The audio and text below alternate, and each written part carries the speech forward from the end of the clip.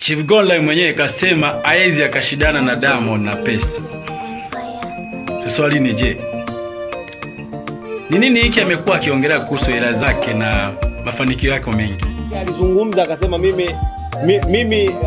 mimi natamani kuwa tajiri wa namba 1, si ndio? Wengine walikuja pale kwenye ile post walinitag sana. Walinitag mno. Sasa mimi nikaingia nikaangalia, sasa wamenitag mimi hapa kwa nini? Sasa mimi vitu hivyo siwezi. Mimi siwezi kushindana. Diamond ni msanii. Mimi sio msanii. Wewe ukanishindanisha mimi na Diamond. Mimi sio msanii. Lakini pia tu appreciate watu vitu wanavyofanya. Diamond anafanya vizuri sana. Tu appreciate. Yaani tu hate. Mimi ni mtu ambaye mtu akifanya vizuri nampongeza. Na mimi ni mtu ambaye sipendi kuona mtu anashuka watu ndio wanafurahia. Ingia kwenye comment section tuambie unaliwaza lipi ile jambo la Steve Godlove kusema kwamba hawezi akashindana na Diamond na pesa. This is Africa Rising Star.